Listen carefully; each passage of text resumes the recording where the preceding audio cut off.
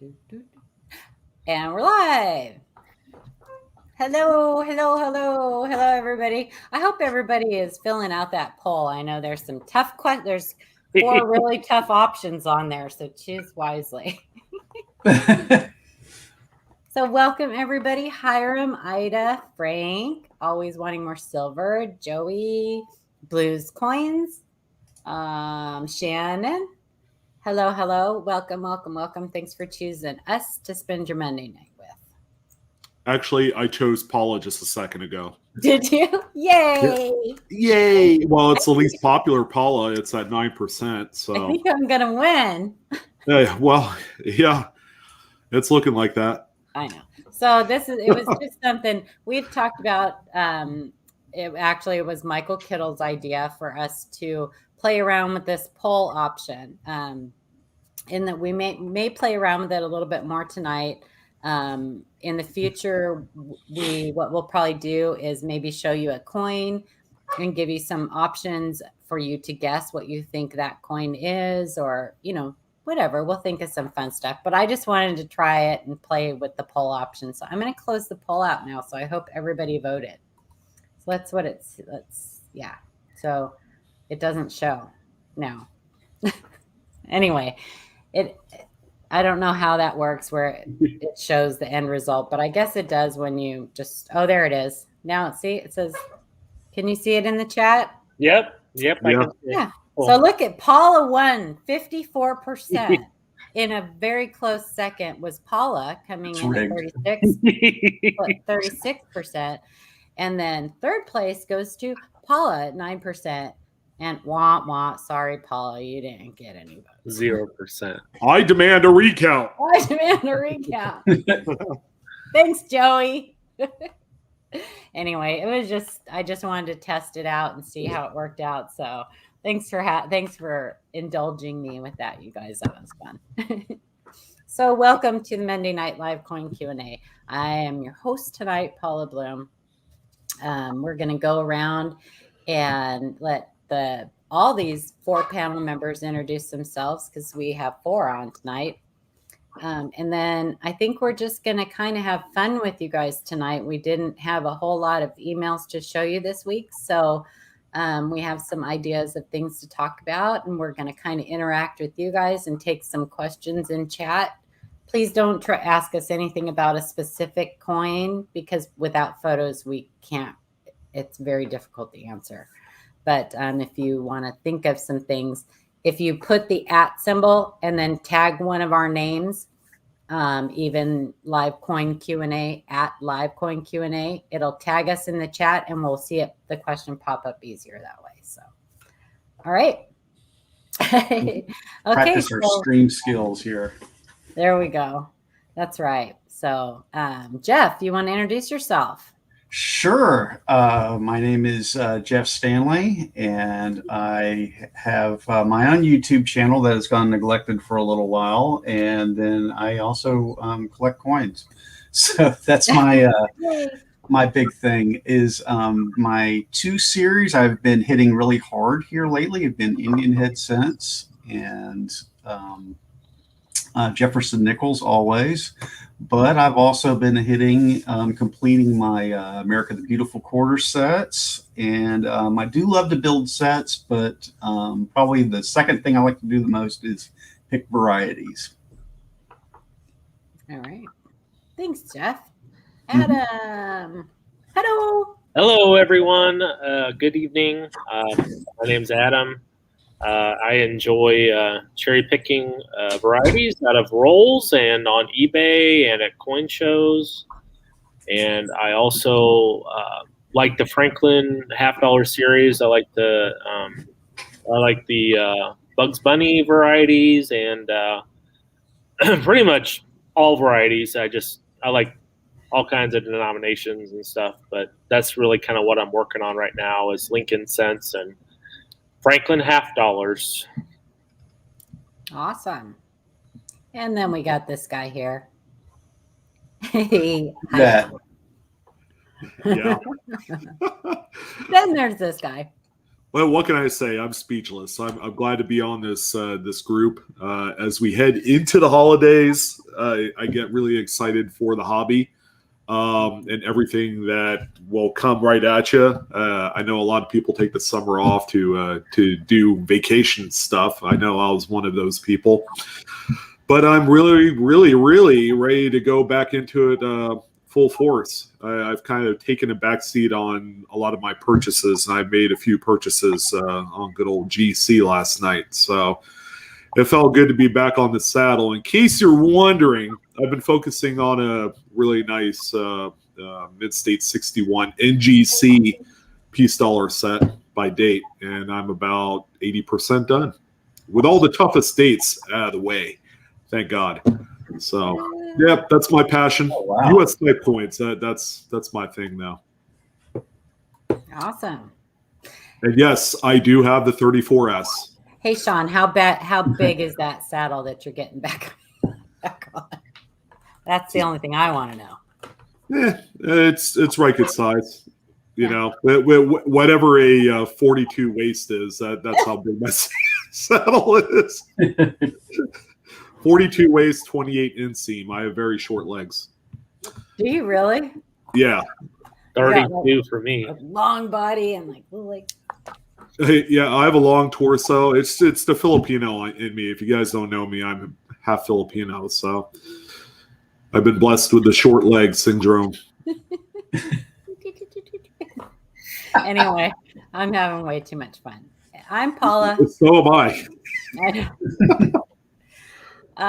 I. I love to collect coins. I'm really big into errors and varieties. Kind of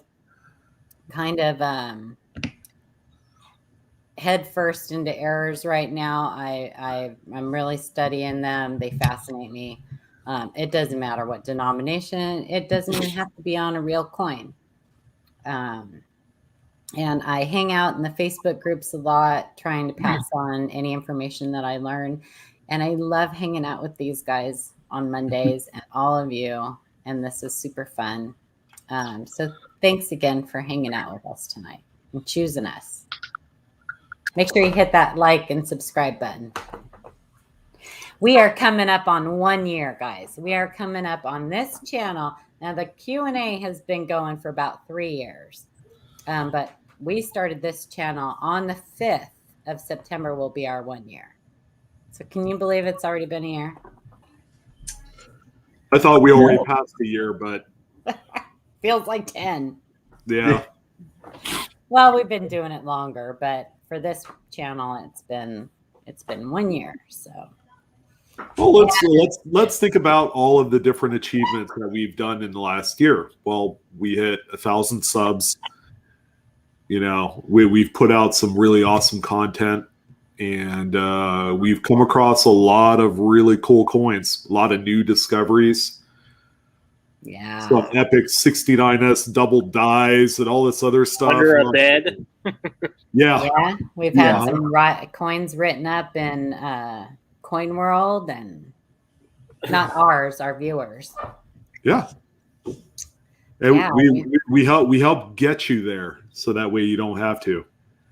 It's it really is a passion for us, you know, and we want people to have fun. That's the most important in this hobby. If you're not having fun, then it's not worth doing, you know, along with a bunch of other stuff.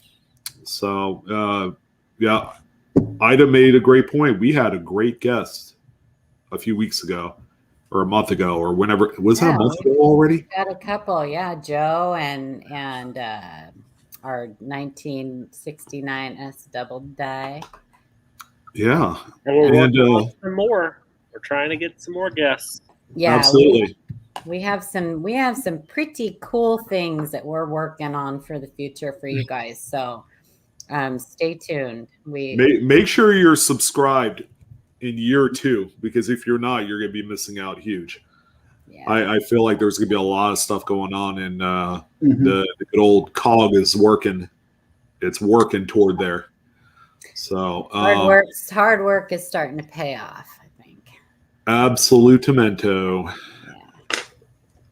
We wanted to take a little bit of time, because as you have seen on our channel, there have been a number of very educational coin videos that have been uploaded here as of late. I don't even know how many. It's got to be what, like 15 or so? A lot. All this work has been facilitated and put together by one Seamus, Carl Omaha, who is not in this evening. And we have put all of this great educational content on our channel in playlists. So I would encourage you guys, if you haven't done so, go ahead and check it out. If you're new to coins in general, that's a really good jumping off point, is to hit up some of those brand new how-to videos and all that great stuff. I'm working my way through the videos as we speak myself, and they're fantastic. It gives you all the information. It's no BS, and it's fantastic. So I wanted to take a little time to recognize Carl. Thank you, sir. Absolutely. For all of your hard work and dedication. Yeah, you guys go, if you watch the videos, leave him a nice comment, give him some feedback. He worked really, really hard on those to provide all that information for you guys. Yeah. So, I mean, he's still putting out more videos, and I have a feeling there's not going to be a whole lot left out there that's not going to be covered about anything that you may be wondering about. So, yeah, and they're short. They're not long. They're short. No. So the one he released today is on the white AMs for 19 for Lincoln Cents, 98, 99, and 2000. And if you're confused before you watch that video, you won't be afterwards. It's a very good video, and I know this from a fact because I don't look through too many Lincoln Cents, but I looked through a big pile of them here lately. In fact, I'm still chewing through that big old pile, and I even needed kind of a refresher, and I sat there with my little cheat sheet and needed that. And that video will kind of get you straight if you're kind of lost on that stuff. that would be us, Daryl. Yeah, you see that? You see that email above this young lady over here? Yeah. info@livecoinqa.com. If you could take nice, clear photos, we prefer a full obverse and reverse photo, along with about as decent of a close-up as you could get of the anomaly that you're speaking of. Then we could hook you up with whatever information you need. And seeing as how grading, because you had talked about grading, is not an inexpensive activity to do when it comes to coins, it's always better to get a second opinion before you go and spend your hard-earned money. It's just that's why we're here. So let us know, send your info, and we'll correspond with you. Yeah, and there's no shame in getting that second opinion. I do it all the time, and I feel like I grade pretty well, but I like having that second opinion of somebody at my coin club to hold it in their hands, or somebody here on the panel to look at something before I spend the money on sending it in. So there's no shame in doing that whatsoever. I highly recommend it. Speaking of second opinions, Mr. Adam, do you want to give us your take on the coin that you just bought? Yeah. What was the final verdict on that? So I got the 1942 DFS 101 DDO in the mail, and unfortunately the coin has been cleaned. It had you could tell that the obverse was harshly cleaned.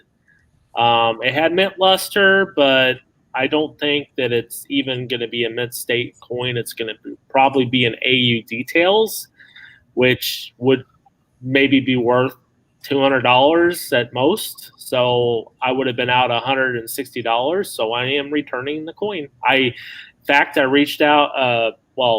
The seller reached out to me and wanted to give me a discount, which is great. I mean, I thought that was nice.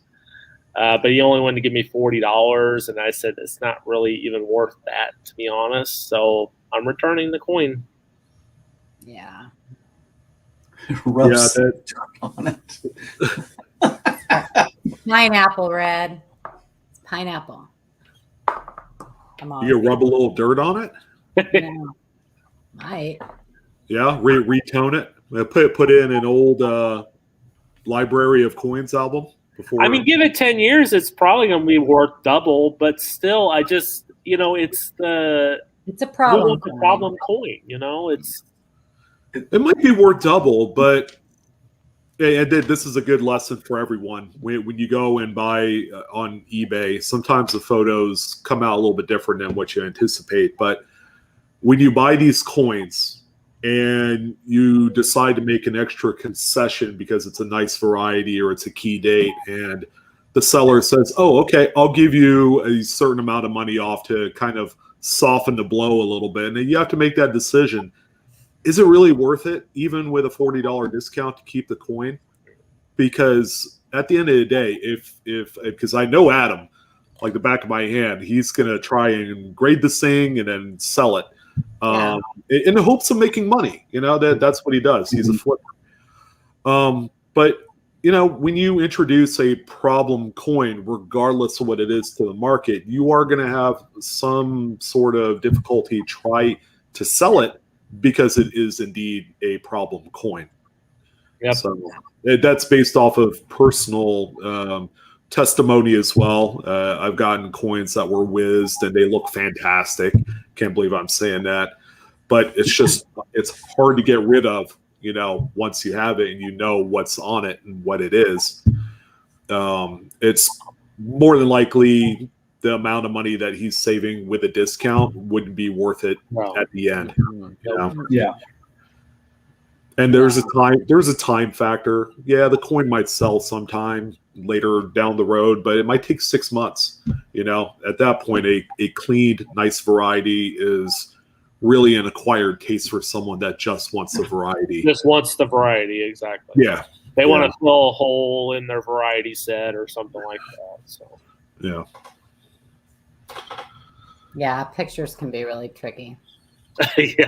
Yeah, because when I got it, I was like, oh no, this is not good. It's not good at all. No, because when we were first looking at it, we were more debating whether this isn't MS. This is. It'd be different. Even if it was MS details, it's still. Yeah. I mean, yes, it's probably worth more than I paid, right? Like that. Which maybe I probably wouldn't have felt so bad about it. Depends if you can find someone who will buy a problem coin. Yeah. Mm-hmm. So it's you got to weigh your, what you want to do, as far as is it worth it? So. Well, I always see problem coins. If it comes out like for example, MS details, I always net grade it. Like a full, like maybe 2 points lower. So if it's a MS details, I'd probably say, well, it's probably net AU, in certain cases. And still, there's just that thing lingering over that coin is the details designation. And it's more hassle than what it's worth. Like extra baggage. You don't want to deal with it. It's yeah. Exactly. So, Sean, did you want to talk real quick about the release coming up on the 13th? Yeah. Actually, we have a few things to discuss. Yeah. The first one is going to be this is kind of like the U.S. Mint news portion of the show. Probably one of the more relevant releases this year, and I know there's been quite a few of them, but seeing as how we've had a transitional year in the Silver Eagles, there is going to be a 2-coin reverse proof set that will be available for sale here real soon. Now, originally, the U.S. Mint had this thing planned for tomorrow, actually, but they bumped it back to September 13th. All right, it's $175. It's 2 coins. 125,000 mintage limit and product limit. So there's no chance that any of these are going to be sold on any other type of set. But 2-coin set, 1 household limit per. But this is supposed to be the big one.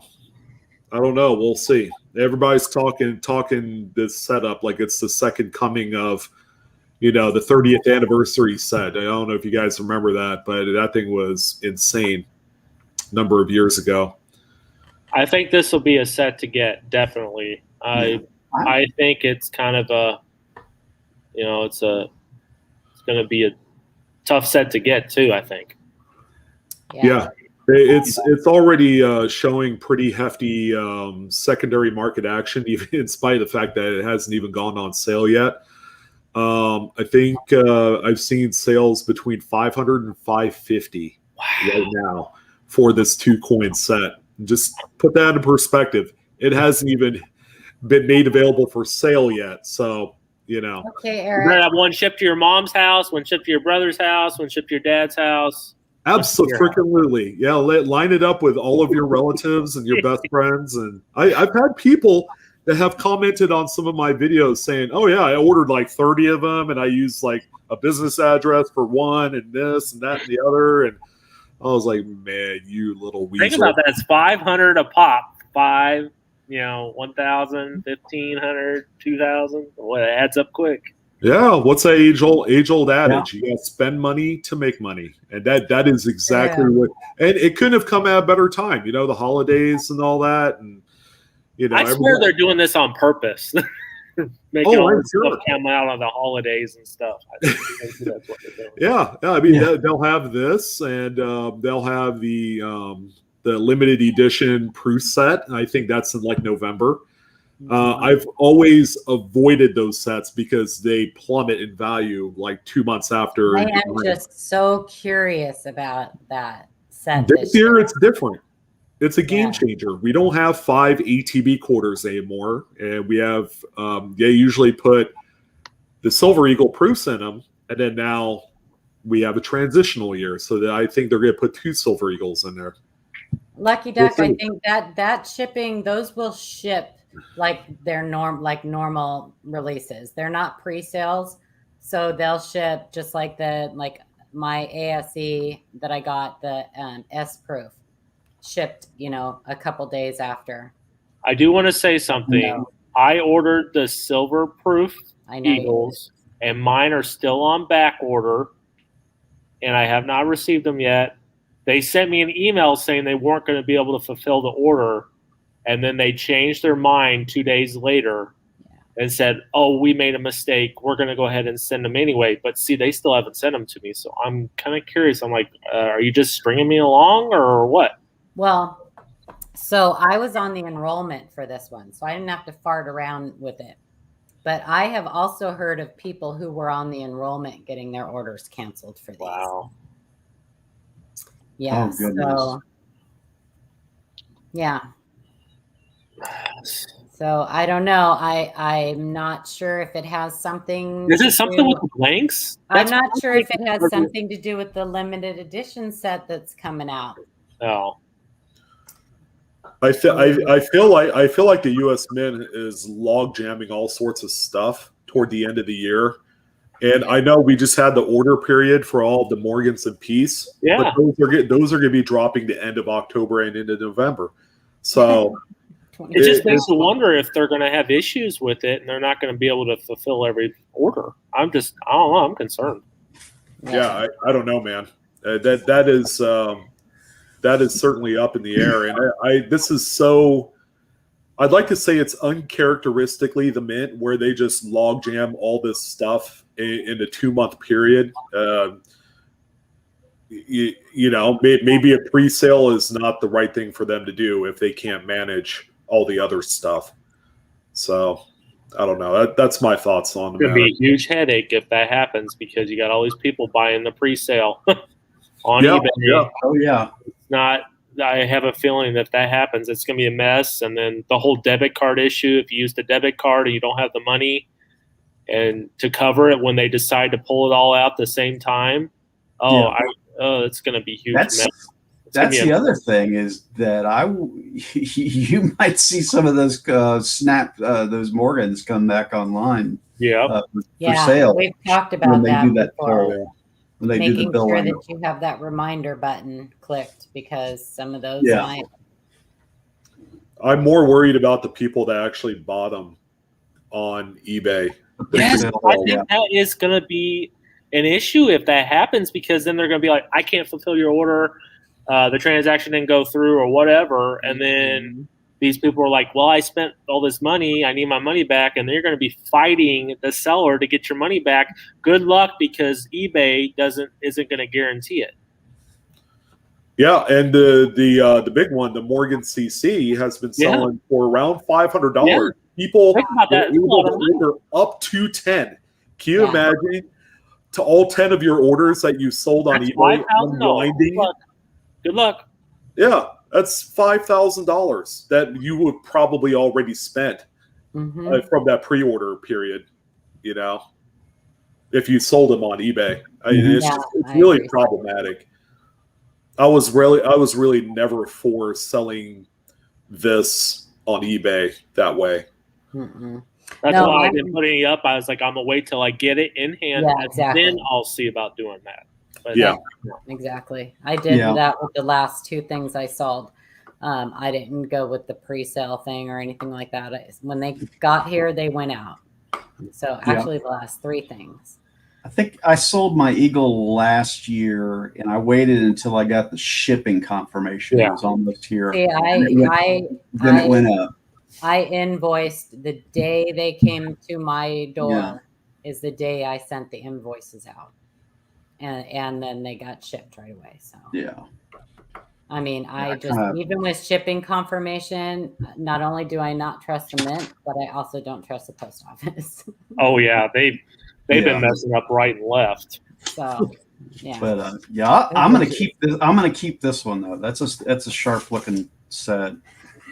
I'll keep that one, and that says a lot. I don't keep a lot of silver eagles. If I get one of those, it'll go. Even though I got the S proof, and that reverse S proof would look really pretty next to this one. It looks good. It's a looker. I feel like that gold coin they released the other day that Jeff was talking about. Oh my gosh! The Liberty, yeah. Wow. I like the horsey. Yeah, that thing's a horses. Beast. And the eagle, it's got an eagle on the They're other doing side. is it true they're doing a platinum? What are they doing that's in platinum? There's a platinum one came out today, I think. Is it today? Okay. I think. I don't know. I don't buy platinum. I can't afford it. Yeah, I don't do platinum or palladium. It's too rich for my blood, even though gold's more expensive. But palladium will make you glow, Sean. It's okay. Yeah. No way, Red. Nice try. Not going to melt this one. Somebody tried to. Yeah, Red. He's always looking for stuff to melt. Look how pretty this is. Wow. That is nice. It's glossy, man. That thing is, Pretty. It's a handsome coin. They do a really good job on the mirrors. The packaging stinks, by the way, U.S. Mint, if you're watching. Thanks for the cheapy box. I've had quite a bit of feedback about the packaging, about how much it went downhill. They used to have the nice velour, opening little thing, and then now they have the cheaper cardboard. Well, although raw materials is through the roof right now. Yeah, so are the prices that they're charging us. Yeah, just pass it over to the consumer. That always works. Anyway. So does anyone on the panel, and I know this has been probably brought up a few times here in the last week, any news on upcoming books like the Cherry Picker's Guide, someone that said might be coming out before the holidays? I think and mentioned something about it, didn't you? I saw. All I know is that last year around the holidays they said it was coming out too. So they had an article where they were talking to Bill Fevos, and they were talking to a few other people involved with the book, and they are trying to get it out by the holidays. That'd be awesome, but I'm not holding my breath. No, but during ANA, they were in like closed door meetings and stuff like that, trying to do some of the finalization of. I'm excited to see what the new ones they're going to put in. That's always fun, seeing what the new ones are. Yeah. Well, if this is going to be the half dime to gold one that they still have to release. Is that the one they're working on? Yeah. Yeah. I'm pretty sure that the one that I know for sure they're going to add in there, because it wasn't in the previous one, is the 1919 Mercury Dime DDO. That is so underrated. That's a good coin to look for if you can find it. This is very well. Not a lot of people know about it. A bulk of the conversation with that coin started on the Collectors Universe forums, and they don't want any of that information to go out. Yeah, they don't want people to know about that variety. I've been looking through dealer stock when I go to coin shows. I look in the 1919. Yeah. I look through all my scrap silver, everything, and I don't care what it looks like. I just want one in my collection. I mean, I think even like low grade, it's like over $1,000. I think. Oh, easily, yeah. Is it visible in low grade? Yeah, it is. As a matter of fact, because all the doubling is on the motto in God we trust. The U is, you can see it in the U for sure. Yeah, that's really and the T in trust. It's like there's two T's like right next to each other. It's so insane. It's one of the craziest varieties I've seen. Well, PCGS has one, an XF45, and boy, it's really visible, especially in the S and the T of trust. You know who did find one? Or one was sold to him was Rick Snow. Wow. He ended up finding one that was like an XF40 or something, sent it out to PCGS, and that's what it came back as. And I don't know if he had sold it or something, but this was a find from like 7 years ago or something. But I remember him being one of the first people to find one. So I don't know. Well, XF45. $10,000. Yeah, that's crazy. I think Great Collections had sold one example, if I'm not mistaken. Joey said the guy that discovered it is on the PCGS coin forum. Yeah. Who was it that discovered it? I don't know who it is specifically, but I do know that the first talk about it was. Here it is. It was discovered by Scott Kerr. Yep, there you go. Publicized by Jeffrey Sam. Yep, that's him. I remember like it was yesterday because I used to be on Collectors Universe like every day from like 2007 all the way up to, I don't know, up until about recently. I stopped going up there. It's a good place to be. Yeah, it's one of the better forum sites. They're not overly critical about YouTube content creators that talk about coins, and like Coin Talk and Coin Community, they can be a little bit critical. They don't like YouTube. So can some of the Facebook groups. Yeah. And I can understand why. I can understand why. You know, I don't think that they are aware of how big YouTube has gotten and of all the choices that people have now. Yeah, I feel like people's secrets, like this whole 1919 Mercury Dime deal, a lot of these things have gone out through social media, and they can't guard it as well as they want to because they want to hoard all the opportunity. Yeah, to cherry pick all the places, where you can find these earlier mercs, whether it's the junk bin at the local LCS or somewhere. But yeah, we are living a different world these days. Wouldn't that be crazy if you're just like going through some dealer stock and like find it? I mean, it's just like instant jackpot. Yeah, well, you don't just buy the one singular coin; you buy like a number of them, so it kind of diverts the attention away. Oh, I want this one, and I want this specific one right here. Like, I get that. I get that. I don't really get it personally, but I see things like that said a lot in the Facebook groups when people are told that their coins aren't what they think they are. Some people will come back with, yeah, these people just don't want to tell you because they want to hoard them all themselves and stuff like that. I always thought that was such a ridiculous thing for people to say. Like, you're just telling me it's damaged because you want to keep them all for yourself. Really? Because I'm finding a ton of stuff like all over the place. No. Yeah, and you have all the reach in the world to look at every single coin in the USA. Like, that's reasonable. I always thought that was silly. I have, trust me, I'm not going to go pick your dealer at Pigs Knuckle, Arkansas. And is he talking about the speared bison nickel? PCGS Forum is a discoverer of the speared bison quarter. No, it's the nickel, right? The 2005B.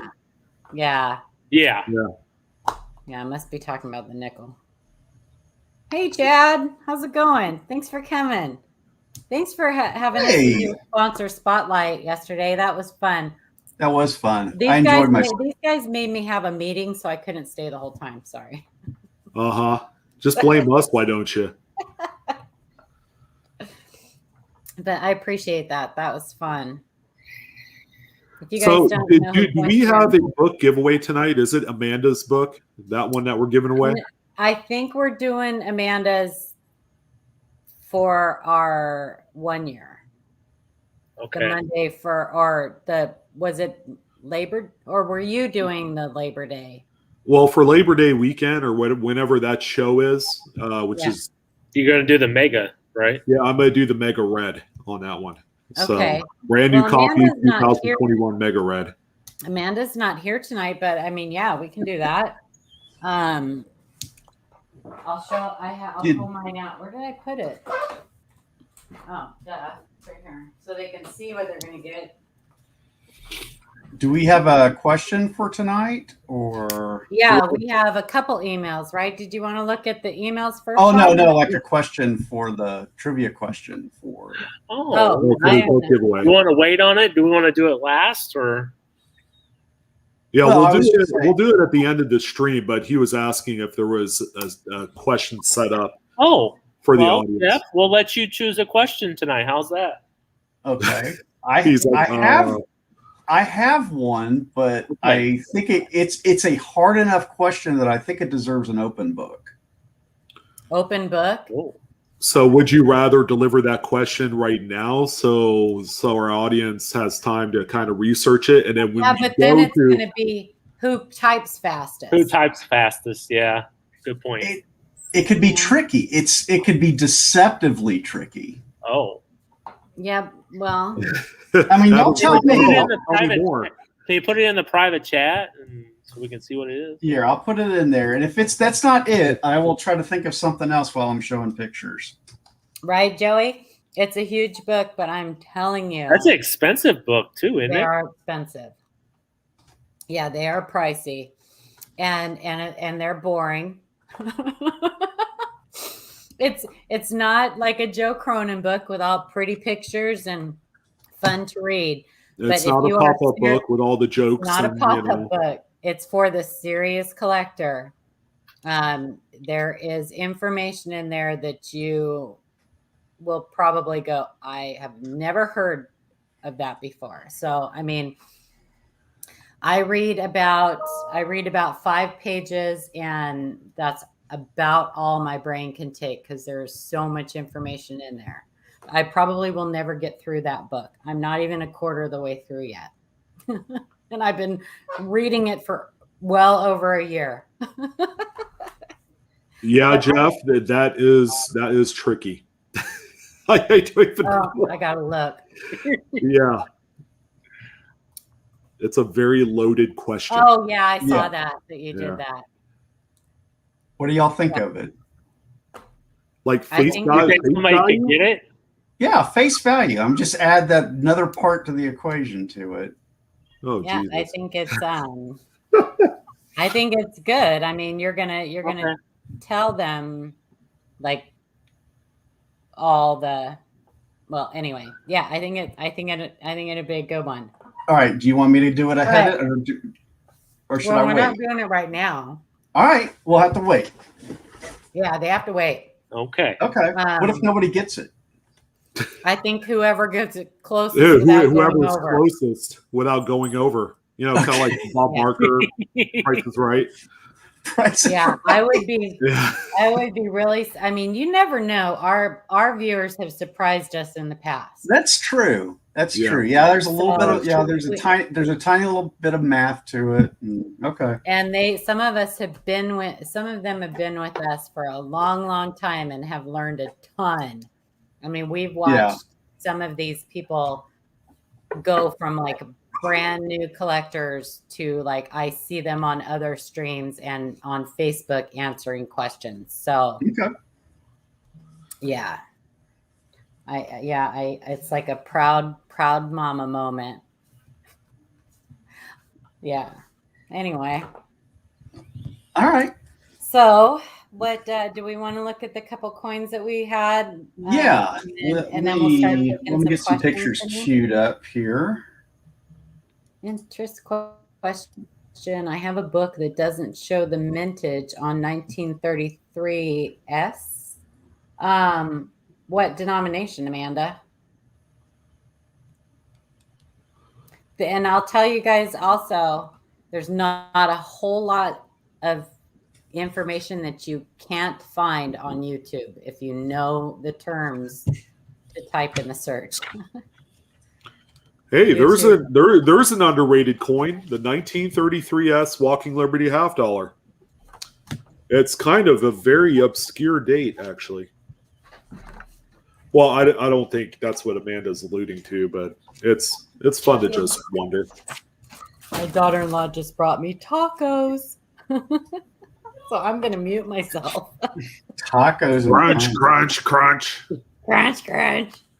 It's my dinner time. What are you? Come on now. I'm having dinner with all of you.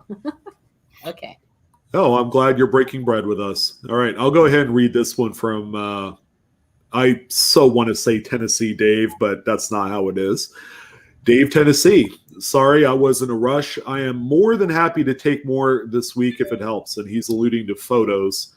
These aren't the worst ones, but so many of the ones with that I kept, I haven't had time to even try arranging them in order of severity and progression. Some of those marks by his eye and chin. On some of those, I have much worse. Okay. Those points of the dime are raised too. I haven't examined the reverse much at all, really. Appreciate your help and enjoy your channels. Thank you. All right, so we shall show our dime. Oh. Nice. I think Mr. Roosevelt has a little bit of a herpy action. And by the way, that's what we call the little dye chips next to the mouth on Roosevelt's is herpes dye chips. Right there. Yeah. It says a lot. Make sure I got them all, Sean. Let me know if I'm missing out because we were talking about that a little bit before. 2021. Did you guys catch the date at all? 2021. 2021.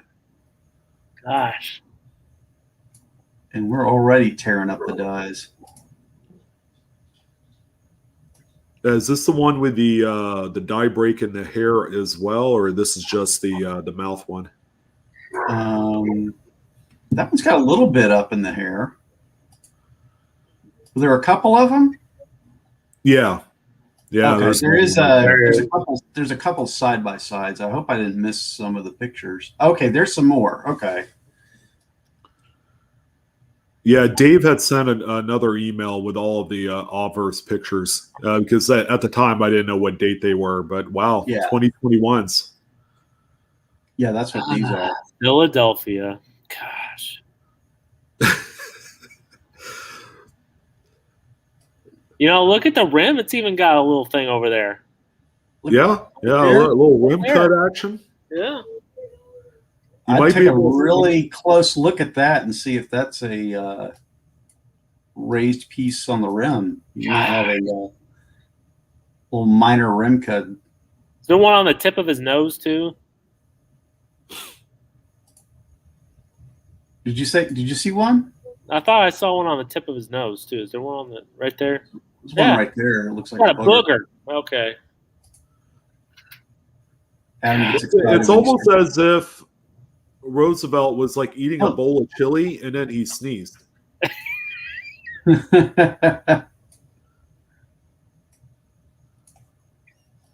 My goodness. Oh, Got the plague. you got the chicken pox. Yeah, there's some interesting stuff on the reverse here. Let me go back. I don't see any clash on that, Shannon, that we can see from those photos. One reverse photo is a little bit out of focus. It's a little hard to see that. That's where I usually see a lot of the die breaks on the Roosevelts. If I have them on the front, I usually see a lot over here in the leaves and the branches. Yeah, same here. And I would say two collectors are least interesting when they're on the reverse. Only because it just seems like the typical spot to find die chips. Yeah. It's also possible that the reverse die was maybe changed, or maybe it was okay and it's just the obverse die was all messed up. Yeah, it is. Well, these are also, I don't know if it has to do with the new presses, the way they're vertical instead of horizontal now, or what. But I mean, they're minting the crap out of these things, 2020s, we saw a bunch of errors and strike throughs, a big thing. Strike throughs, feeder fingers on the dimes in the reverse. Yeah. Just there seems to be clash associated with a lot of facial die chip. That's possible, Shannon. I mean, it would make sense that a clash die would break down faster. I mean, that makes sense. Because it's causing some damage to the die and probably making it more vulnerable. Could be zits too. Could be. Teenage acne. A trip to the dermatologist is in order, by the way. So yeah, bad for them, good for us. Oh yeah, I'd take one of these any day. I wish I could find. I've found. I mean, nothing but 2021 dimes anytime I get change back. And yeah, I've found a lot of them too in change, but I haven't found anything like this. Mm-mm. And the Fed that feeds my banks gets theirs from Philly. Ida, so a collector does that. That's not done by the bank or the foil. She's asking about the foil when you get coins. I think that I've never seen them wrapped inside of the wrapper like that. Have you? I think I have seen some of those before. Wrapped up against the coins and then wrapped around them. Yeah. But those are done by customer. Those are customer wrapped. Those right. would be. I don't think the bank is going to do that. No. That's a lot of time, and that's one of us trying to preserve a roll of cents for a long time. Keeps them protected a little bit better. Sometimes helps with toning. It keeps the oxidation down. That's what I thought was the oxidation factor, because it'll block the moisture interaction with the paper. Yeah. Every time I come across one of those rolls, I just shake my head. I'm like, this is goofy. Goofy. Yeah, I've had them like wrapped outside of the paper. I've actually had them original bank wrapped, then foil over the top of that, and then they put them into plastic tubes. Yeah, Chuck has sold some of those to people. So he's but that's how it was. It was original bank wrapped from the bank or the Federal Reserve, and then it had foil. Yeah. And it was wrapped in paper again. Yeah. No, I not like that. They wouldn't be bankrupt or Federal Reserve wrapped. No, No, they're not going to take the time to do all that. Mm-mm. Very cool coin though. Yeah. Texas. What was his name? Tennessee Ted. I don't know what you said. Dave Tennessee. Dave Tennessee. Tennessee. TED Talks. But it just goes to show you, and I feel like a broken record every time I say this. It just goes to show you what you can find even on new coins. So, yeah, don't overlook the new coins, especially you folks that live on the East Coast. You guys are should be benefiting from this. Denver, not so much. If I could just get rolls. But that's okay. I've got plenty to look through right now for some of the other stuff I've got going on. Are we ready for the next one? The next and final one? Yeah. Or do we want to take some questions? Or yeah, well, I figure we do a little intermission. I know we only have two subjects, but I have a question for everyone, panel members and people in chat. And we have alluded to what we call underrated type coins in this particular live stream. And I would love to hear your guys' thoughts on what you believe is a singular underrated coin. It could be like a key date, a semi-key. It could be a red book variety. And I'll give you guys an example. I have a good one that I'd like to share with you that I feel like is a little bit underrated. And I feel like it's overshadowed by a few coins that have released during the same time period. I mean, heck, the whole series is underrated, but it's the 1912D Liberty Head Nickel is what I feel like is an incredibly criminally underrated coin. They have quite a short survival rate, which means these things were workhorses. They were circulating quite a bit. There's not a whole lot of them out there that grade higher than, say, XF45, which says a lot, but it's the first nickel to feature a physical mint mark. And you could say the same about the 12S as well, but that's more of a more scarce key date.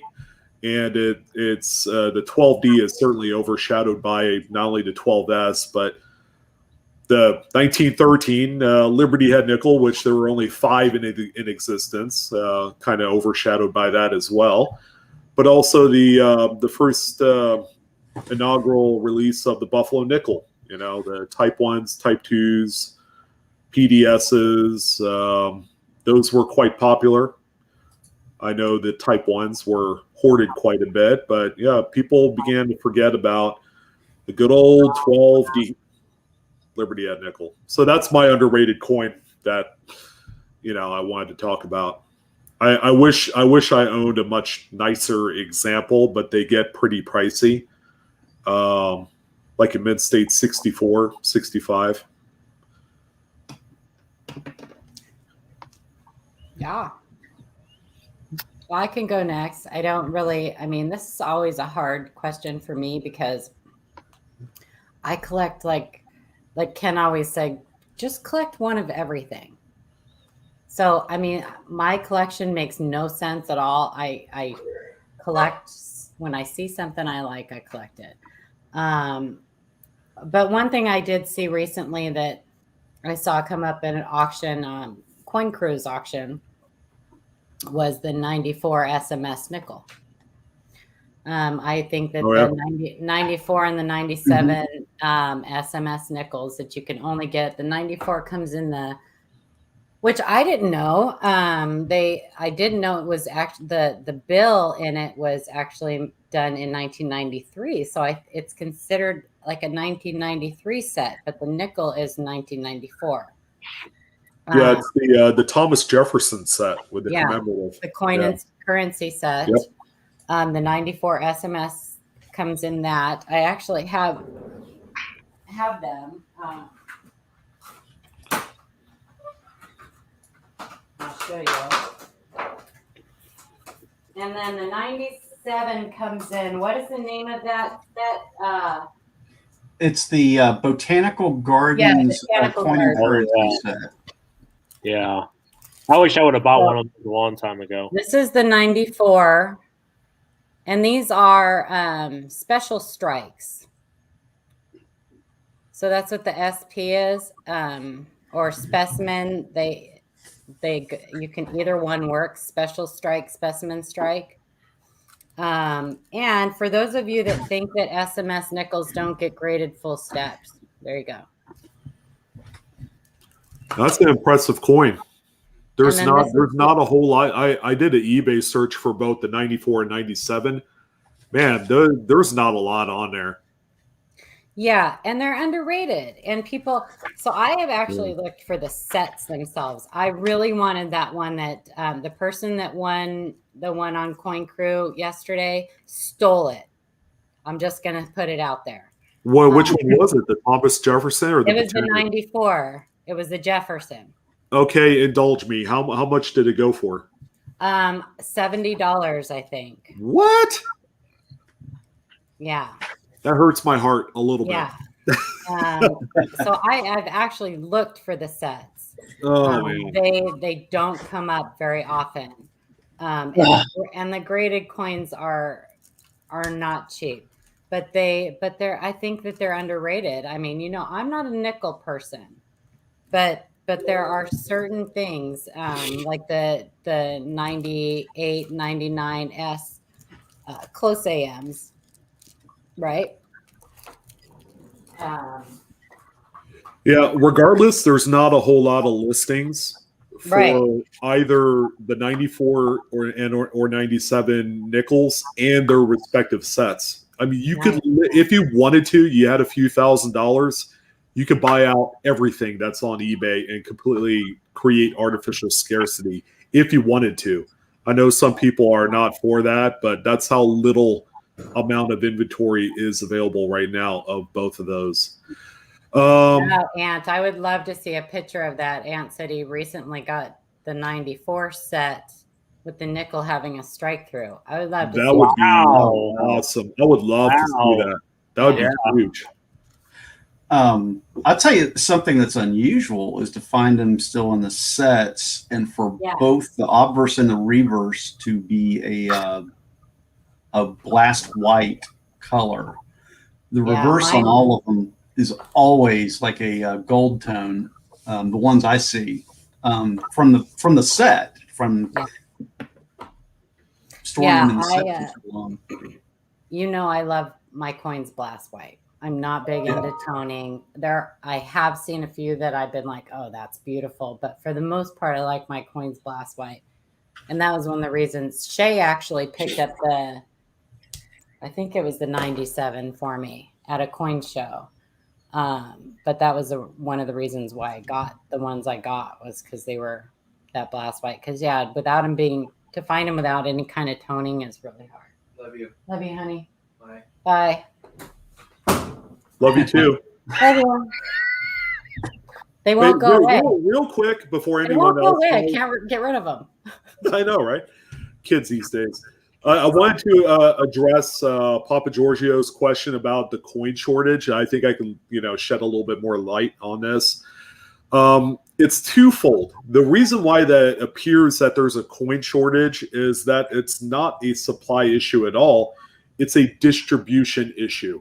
There's not nearly enough employees working at not only the Fed Reserve, but also these armored car companies to push the product out to the banks. Okay, that's part one. Part two, I was actually at the bank today trying to score some box coin, and I had zero luck. And they had notified me that they don't order the type of volume of roll coins that they used to, just in case the country shuts down again. And God forbid that doesn't happen, because I'm sick and tired of hearing about that. but they don't want to be stuck with extraneous inventory in the event that something like that happens and retailers close and mom and pop shops close, that sort of thing. So there's a lot. There's a lot of like super technical stuff behind the scenes that kind of plays into that. But I wanted to take a moment to kind of shed a little light. There's no shortage. It's just a employee type deal or whatever. It's one of those things where there's a fine balance on how much is in circulation from customers and being dumped by customers, how much gets put in by the U.S. Mint and the Federal Reserve, and any disruption to that has a ripple effect. And we're still dealing with it, kind of part two with it. I mean, I'm assuming, Sean, you and Paula probably can't get boxes, right? No, I can't. And then Jeff, can you get boxes? For a long time. It takes a lot. I gotta go to a couple of my banks and get them, and they act like they're really doing me a favor, and it's a good bank. Usually they're extremely good to deal with as far as boxes, but they kind of let it be known that, hey, we really need to have this stuff for our businesses. I here in the Midwest, I don't really have any issues, so yeah. Always wanting more silver. I will look at that. I can't look at it right now while we're live. Sorry. Yeah, that's why we told you guys we'll start taking your questions after we're done showing the two coins we have. That's kind of sad, but it can't be about a specific coin because we can't look at emails and stuff while we're live. Sorry. Jeff, is this coin your? Yeah, it is. Coin? This is, I guess it's kind of my underrated coin, and I'm sorry to throw another nickel out there, but nickels don't get love. They don't get the love sometimes unless they're buffaloes. But this is especially Liberty heads. So yeah. And I'm okay with that. I think people don't look at Liberty heads because they look at the red book and they say, oh, there's no varieties in there. All I got to do is just look for grades. Well, there's varieties. And this is kind of, oh my God, yeah. This is one that I had actually picked, and this is actually my coin. And I was really super excited about it because there is a double die 1887 double die reverse 1887, and it's a dual variety where it also has a repunch date. And I honestly thought I found that thing when I first ran across it. I didn't, but it is unloved and unappreciated. PCGS doesn't recognize it. NGC doesn't recognize it. I had to send it to Annex, which I'd never used Annex before.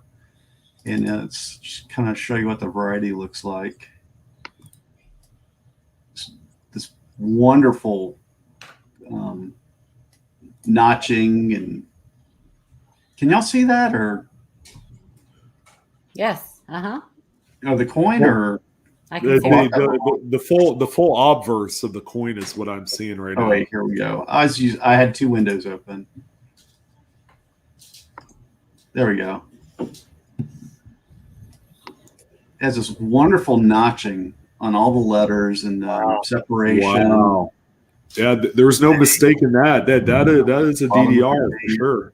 Mm-hmm. And I thought I found the big one, and actually the big one is pretty rare. So I looked it up in my Flynn book, which I have. Kevin Flynn's got the variety guide.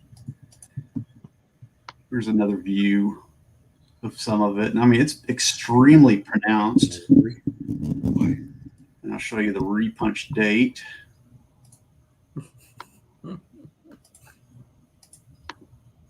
Here's the repunching on the date under the one, under the flag of the one, and on top of both of the eights, the bottom of both of the eights. A really nice variety. And then here it is in the slab. That's crazy. Wow. It is crazy. Very respectable AU55. I was a little worried it was going to come back cleaned because I had a couple marks on it. I was kind of 50-50 on it, but I wanted to go ahead and get it put into a slab. I knew it wasn't the right one, but it's funny in the Kevin Flynn book. He even has a comment. This double die would be much more in demand if it was not in the shadows of the DDR001, which is the FS801. Oh, Even wow. in low grades, this variety can be verified, especially on top of on top of pluribus. So that's kind of my sleeper variety right there. Nobody knows about it. That's crazy. They're looking for the other one. The other one has the doubling on the bottom of the letters. So is this going to be like another 1919 Mercury dime? Who knows? Who knows? So I don't know. I'm going to put it in front of as many people as I possibly can that do varieties, and get it out there. Get it. It's a lot of times that's just what it takes is getting some movement on getting the right people to pay attention to it. Liberty Bibberty. So that's mine. Attribute Indian head sense. Rick Snow.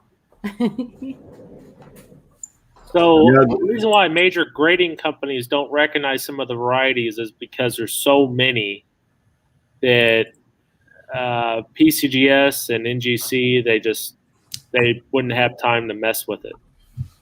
Is my opinion. Yeah, they stick with the larger, more popular, the published varieties. NGC will kind of branch off a little bit and do some of their own, which is part of their Variety Plus program. And so you could do some of those also. Sean has an excellent question. I saw that about the Indian head sense. Just happened to. You got yours? And this one that I think is really good. It's also signed by Kevin Flynn. Can I just point that out? Speak of the devil. And then this one. I have that same book too, Paula. This one or this one? The Whitman. Yeah. That one's easy to get because they're at every Barnes and Noble and Amazon store you could think of. The Flynn book, I wish I could say you could find in the bookstore. And it's signed. Did I mention that? No, you seem to forget that for the Kevin Flynn. Signed. Okay, it says to my good friend. Well, it's supposed to say Paula Bloom, but he misspelled Paula Bloom and put Bob Rose. Says thanks for your help. He always got my name mixed up. He would call me Bob Rose. It was like a pet name. These, when you get like really into the series and can justify the cost on them, these are the books you want. Yeah. These are the actual Rick Snow books, the Flying Eagle Indian Head Attribution Guide. I don't think I have that one. And it's two books, right? 2 different volumes. It's 2 of them.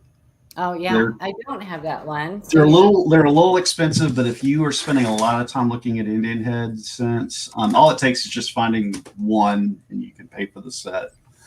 And they're fun to look at. The pictures are excellent. The descriptions are excellent. I wish every series had a book like those.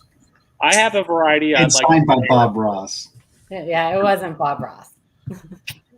I have a variety that's underrated. I think you do. Show yours. It's tend to be overshadowed by others. Let's see here. Share my screen. Show it. Yay, pictures. Yay, pictures. Yeah. Can we see it? Here, let me make it big. There we go. Oh, yes. Oh, yes. Oh, yes. So that one, I think, is definitely underrated. Yeah. Underrated and expensive. Yes. And it tends to be overshadowed by its big brother. Yeah, I have the Philly. I don't have the Denver. Darn it. And by the way, guys, this is an excellent resource at your fingertips is PCGS CoinFacts. If you want to look at grades, look at varieties, I use it all the time. Yeah, find the cherry pickers guide varieties. And get up close. And if you guys want to look,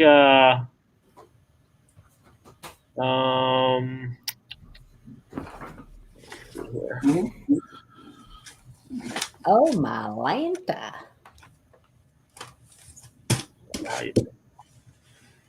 What are you looking for? Hey, I was looking to see what the value was on a 67, but I don't see it. Oh. Let's make it bigger. Okay, never mind. But yeah, definitely underrated variety. I think that a lot of people miss that one. So I remember when Delenia found a bunch of those. I know she found them in a roll, and I bought one from her. It was like a six. It's probably like a 63 brown. But remember when she got a bunch of them stolen too? I know. Yeah. And Art Ring, I think Art Ring found them for her. Yeah. They were stolen, I think, from a post office like 20 miles away from me. Was that after they came back graded? Because she ended up sending all those to PCGS. Yeah, yes, they were in. I think they were in slabs when they disappeared. And Art Ring tracked him down. I think he found them listed on eBay or something. Did they steal? They didn't steal them from PCGS. They stole them from her. She mailed them, like sold them or something. Is that what happened, or did they come back from grading and then got stolen? I think they came back from grading and got stolen. That's what I've seen the thing. Well, then they would be insured, correct?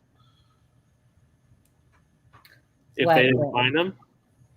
Yeah, you would think, right? Because when you have them shipped back to you, they have to insure them. Yeah, it's insured. So because you pay the big enormous shipping fee with insurance. And that stuff is under lock and key all the time, which surprises me how the hell it got stolen. But it probably got stolen out of the postal system. Yeah. Her little find ended up on Coin World, if I'm not mistaken. Yeah, sure did. Yeah, kind of a big deal. That's a hell of a find too. Those are not cheap varieties at all. They're like $1,000 on average. Yeah. That's how underrated they are. Yeah. So good detective work there by Art Ring finding them. Good job, Art. Mm-hmm. Hey, Scott, have a nice evening, sir. Oh, bye, Scott. Hanging out and Ida, I think she's along with everybody too. Oh, Ida, you leaving too? Yeah. She gone. Have to run. Can't hide anymore. Hit the like on your way out, please. So you want to move on to the last email, or do you want to do questions? No, we'll do the last coin, get that out of the way, and then we'll wrap it up with all the other questions and whatnot. Fire hot sauce. Spicy. Fire.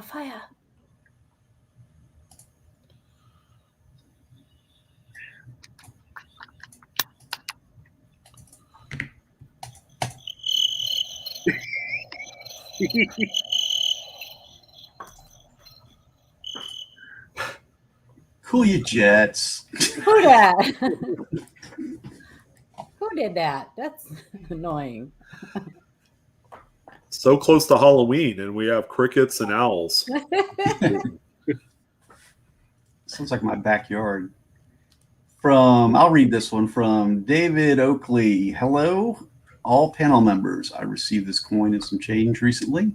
Thought I might have gotten lucky enough to have gotten a grease strike, but looking closer was thinking it may have been dipped or altered some way. What do you think? Thank you so much. Enjoy watching you all, David.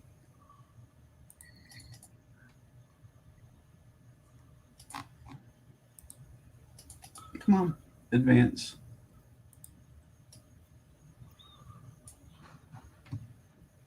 Mm.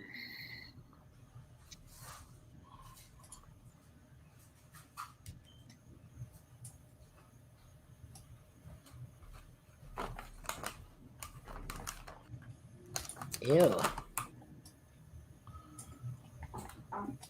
Kentucky. Ew. She's a beaut, Clark.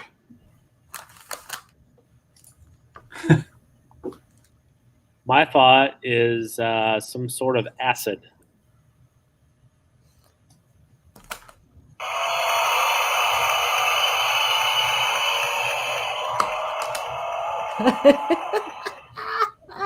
Is that the crowd going wild, or is that something Crowd else? goes Or is wild. is that a T-Rex roar?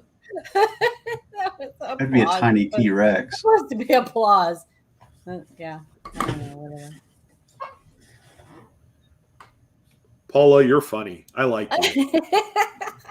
I have way too much time on my hands. I actually buy these things. What, these acid dip quarters? No. I would not buy those. No. Yeah, 48 state prospecting said no acid since the 90s. Yeah. I'm sure we were all sitting in the back seat of our Jeep Cherokee, listening to Nickelback and all that great stuff. Led Zeppelin. Nickelback. Yeah. Did you say Nickelback? Nickelback. I think they're great. I know a lot of people don't like Nickelback. Or who's the other dudes? Green Day. It's very possible Papa Giorgio. My cat might have digested that for a little. Yeah. So, Sean, you added this. Talk about it. Well, this is indeed an acid dip coin. This was something that stumped me way back in my earlier days. I'm like, ooh, this has got to be like a mid-air. The details and the strike, just seem way too weak to be anything. But I found out through talking with people that Ripley effect to the surface is one of the things you look for an acid dip coin. Now, this is something that if you put in like a standard dip, like a silver dip, it'll do the same thing as well. Keep in mind, this is a copper nickel clad. So if you keep it in the dip for too long, it'll begin to look like this. Yep. And with acid dipping, it's everything is going to appear to look soft. All the details, the letters, the numbers and the date, but you still retain most of what you see as far as design wise, because acid eats at the whole surface on an equal level. That you're not going to get any weird, funny, kind of like overeaten areas. If that makes sense. Mm-hmm. We see those every once in a while that are like buried in the ground or even like kept, like you said, in like an acidic solution where the actual copper core starts to get eaten. And so there's that divot like all around the edge of the coin where that copper core will be have just been eaten away. I think we've shown that a couple times on here. Well, it's funny. Yeah. I've heard of different types of vernacular for this. I've even heard at one point as being a beach coin, where if you found it on the beach and it's been exposed to the salt water and all that, some coins will develop that same surface as well. Mm-hmm. Is it just got a tinge of green, or is that just me? I think it's just I think it's just the pictures. Yeah. Okay.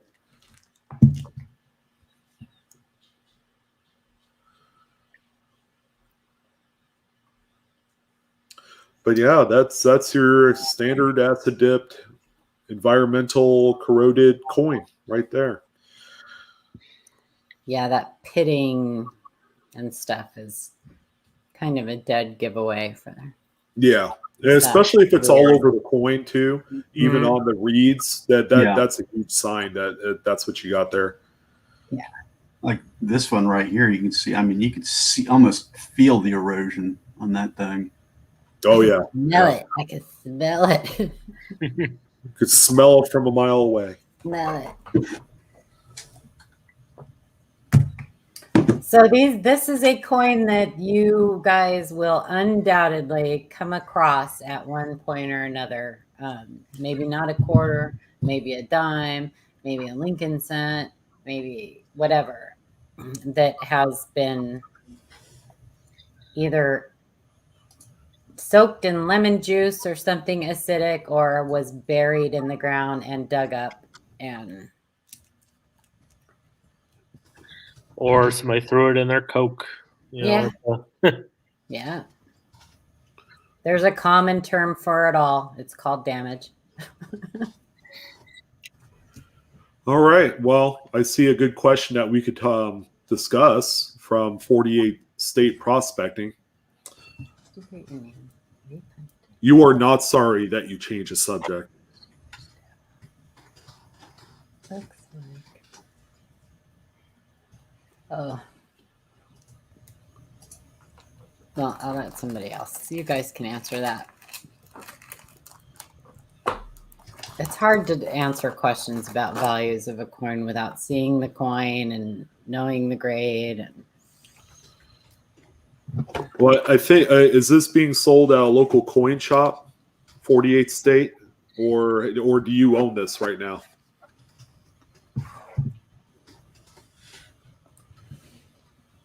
If you own it, send us photos. Let's take a look at it. Jeff has his attribution book, so we could kind of compare images and see if there's anything close. there's probably more than one repunch date for that.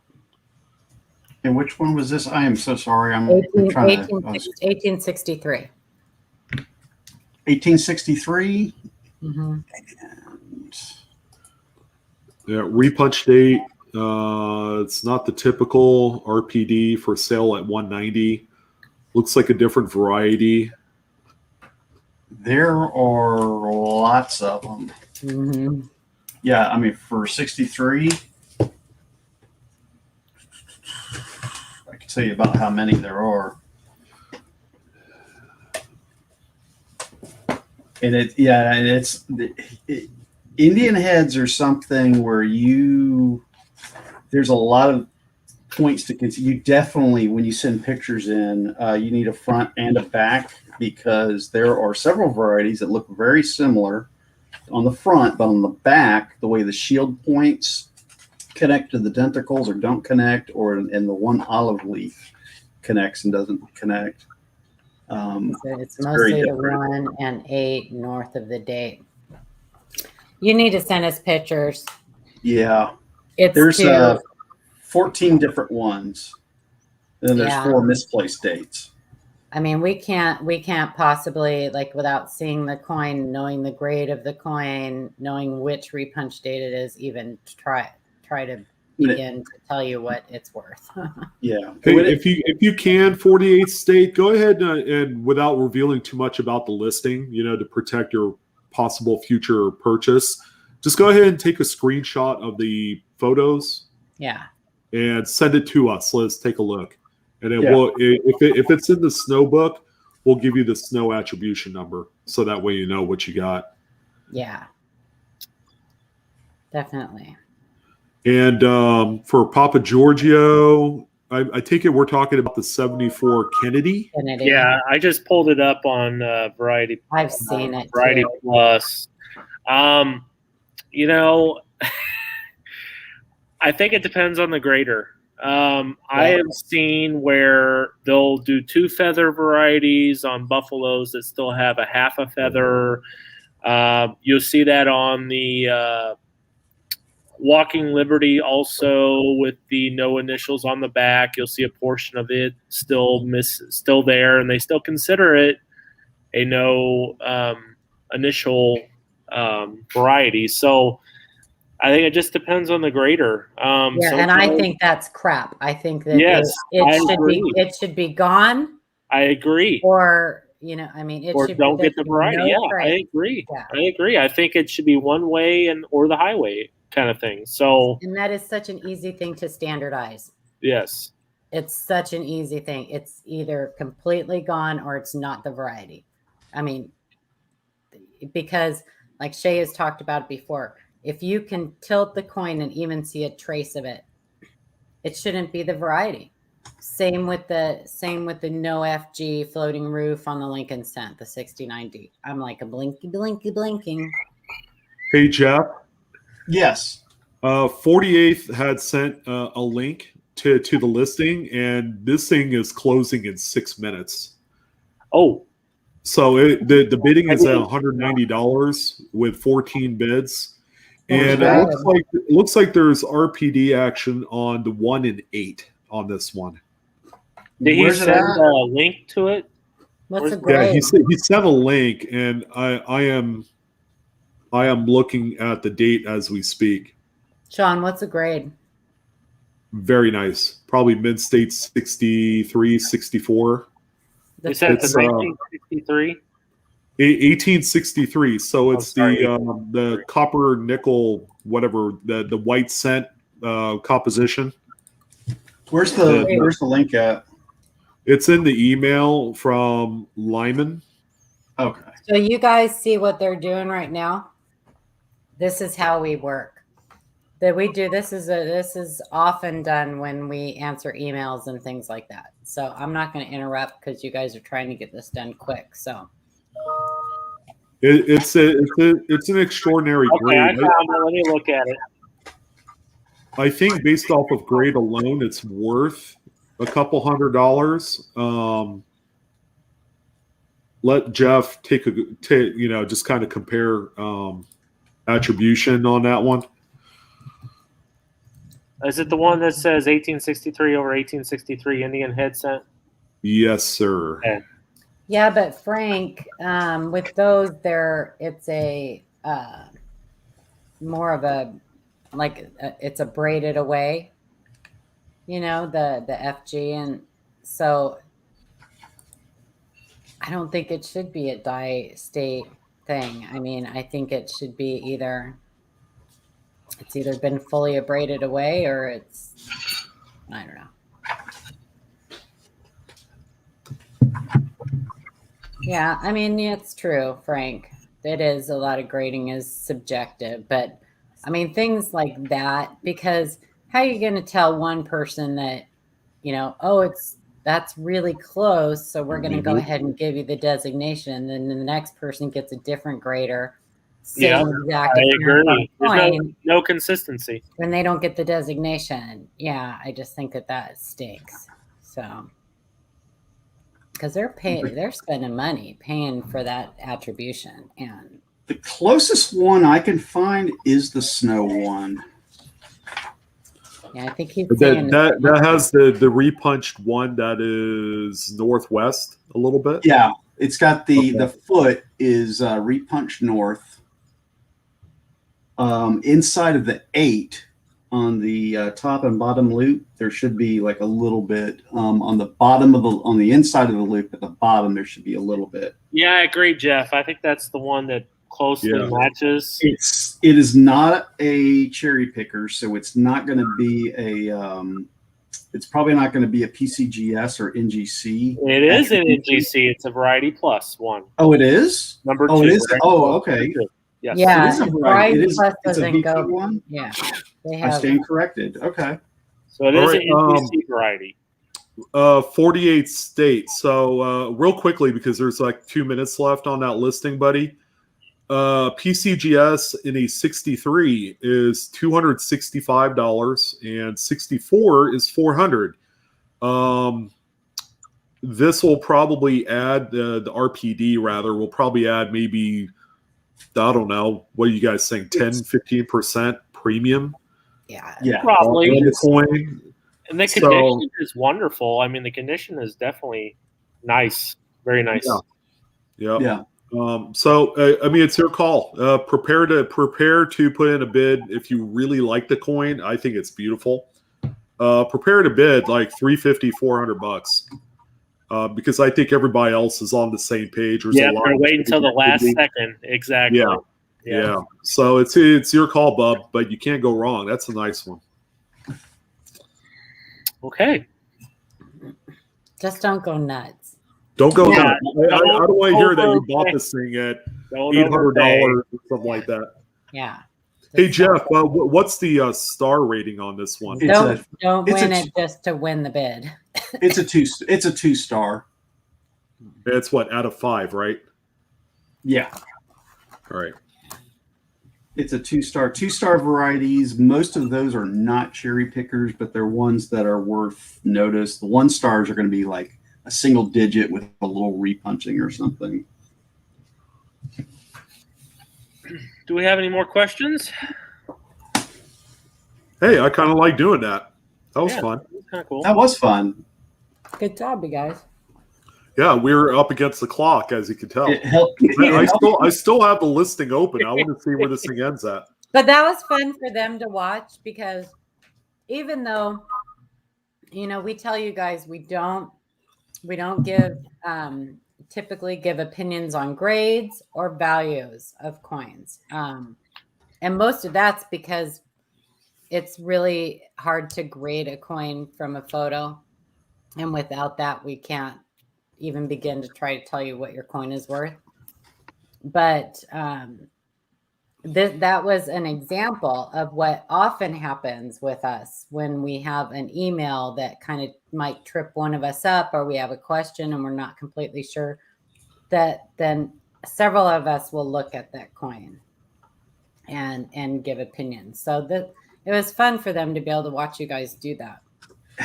Good. Yeah, Eric, I agree. It does have a nice die crack on the reverse. Which on the 63, that there was a lot of die cracks and retained stuff and even cuts.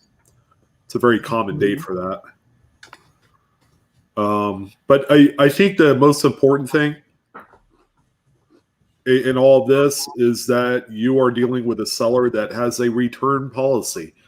We'll give you all the information you need to know. We're kind of hesitant about providing actual dollar values because the interpretation is people will pay what the market value of that coin is at that given time.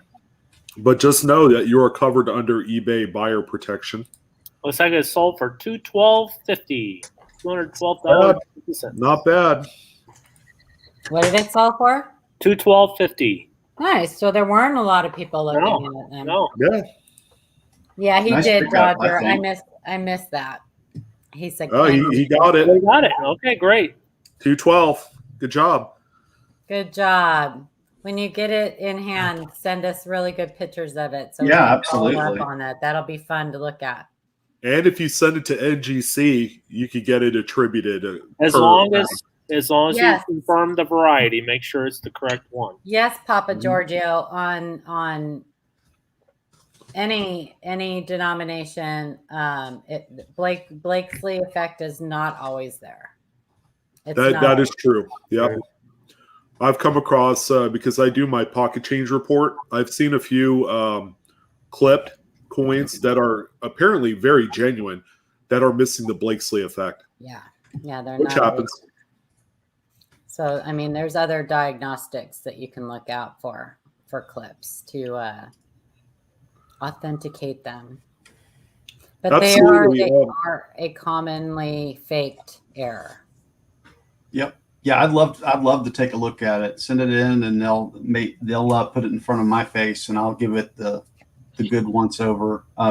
Good pictures of front and on obverse and reverse. Yeah. What do you think about Terry Blakeney's? Blakeney, is that, did I say that right, Terry? I have a very strong opinion on that, so I'll hold it because you guys know what my opinion is on any kind of cleaning. So. Yeah, any sort of doctoring, you definitely. Well, number one, heed caution. Number two, don't talk about it too much, because it is a rather taboo subject. In numismatics. I mean, we have old school 40-year-old dealers that actually dip coins and they're okay with it. And then you have the other side of the spectrum where they like original skin and toning and all this stuff. And they feel that if you were to dip a coin, that would wash away all the originality of that coin. So, yeah, I mean, there is a huge varying difference of opinion on something like this.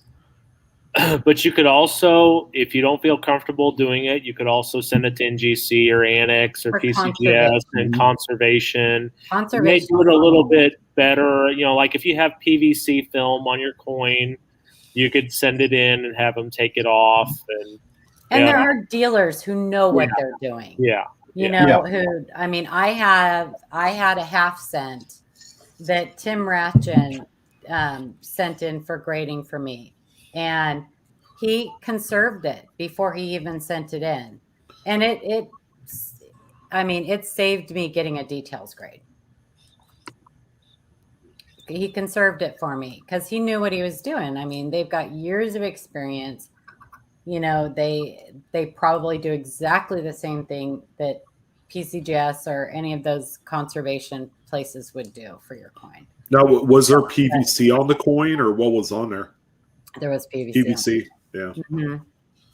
Yeah, and it would have got a details grade. Actually, I don't think they I think they just send it right back to you if it has PVC. That's true. Well, I have seen. I think it depends. Sometimes they will, and sometimes they don't. Yeah, and it's a beautiful coin. And I think I got a AU50. I think I got an AU58 on it. Yeah, Jack, sometimes it can take about 24 hours to approve a post. I got an AU50, and it's the 1809 9 over inverted 9. Wow. Very cool. So I mean, it's a beautiful coin. This was my very first cherry pick. I was so proud of myself. So proud of myself. But, you gotta love them overdates, huh? Yeah. I'm starting to really like these repunch dates and stuff. It's crazy how crazy they can look and stuff. Yeah, they're fun. They're fun to look for. But I love them. Yeah, so he conserved that for me. So, but it's a touchy subject because people will, they'll hear someone who knows what they're doing say that so I did this and this and this, and it really does take a specialist to be able. I mean, you have to know what you're doing. So the general rule is just don't fart around with it. Mm-hmm. Just don't touch it. Ken used to say the first thing when you clean a coin, the first thing you're cleaning off is any numismatic value. Because if you change the luster or anything on that coin, you've wrecked it. You've wrecked it. And there are organic materials on coins that you cannot see with the visible eye. So just because the metal content of that coin won't react with whatever cleaning agent that you're using on it, that organic material, unless you're a chemist and know exactly what's on there, you don't know how it's going to react with whatever you put on that coin. And it can destroy a coin. So, Joey, congratulations. I did a video the other day about Mint State 67 West Point quarters, about how they're kind of disappearing out in the marketplace right now. And the last affordable 67 out there in either a 19 or a 20 is the what is it? The San Antonio Missions, and that's not going to last for long. That was risky. Yeah, that was risky. That's a risky send off. That was risky. So, maybe Joey knows what he's doing. Maybe Joey has done this and knows what he's doing. But if you don't need the money, I would highly advise you to sell in it, because you'll find that 12 months from now, that might even double in price. There's just not going to be a lot of them in the marketplace. These things are going to dry up over time, and it's going to start from the top and work its way down. So any existing Mint State 68s and 67s will be the first to go. And then, it's just going to be all the riffraff that's left over, 64s and 65s. So, Sean, I want to touch one more thing on that. I have also seen coins that have been dipped and clean. They're great. They get graded. They come back, And 5-10 years down the road, they're ruined in that slab. Like the haze comes back 10 times worse. Yep. Things happen in that slab. Well, when you have the coins, especially after you've introduced it to like a chemical dipping agent or acetone, it's only like a Band-Aid. So it eliminates any surface contaminants or milk haze or anything like that that would detract from the overall eye appeal of a coin. But once you get it encapsulated in that holder where all of the air and all of the chemicals from your cleaning agents are still stuck in there, it doesn't matter how well you rinse it with the distilled water afterwards, it's still in there. And you'll find that you'll have all sorts of weird stuff come up. That same haze comes back, milk spots, especially on silver. Some of them will even tone all funny, and even fingerprints will come back too. People try and get rid of fingerprints on coins all the time, and it looks good at first, but after a while they do come back. Yeah, on copper they'll just eat. I mean, they actually eat into the surface. So. Yeah, I don't like dipping copper to begin with, especially mint state red. Yeah, you'll get artificial toning sometimes on when you do that. I mean, it'll turn a funky color, and you send that in, and they'll give you a. Copper is such a reactive metal that it doesn't matter what you do, you always bound to screw it up. You know, and moisture over time will turn into carbon spots on copper. So you also want to take that into consideration. I have watched Chuck. He does, if it has some stuff on it. That's the wax stuff. He uses xylene. Yeah, that's to get that xylene, wax, that wax from like the wrapper and different things. That's. They just put it on a Q-tip, and that's how. And he like rolls it. I mean, just barely touches. So, but Chuck's been doing this for what 150 years now. So he knows what he's doing. We're not all Chuck. We're not all Chuck Daughtry's. You know? I wouldn't personally do. I would never take. I would not risk my coins. I just wouldn't. Yeah, if you're just like an armchair collector and you want to get into doing something like that, I wouldn't advise doing it if you're not completely 100% comfortable. There's so many reasons and ways that you could screw it up and turn a otherwise valuable coin into just junk. Even pretty easy to do. Shannon, I mean, acetone is so if you're going to call anything safe, pure acetone would be like the only thing I would say. And I mean, I won't do it myself.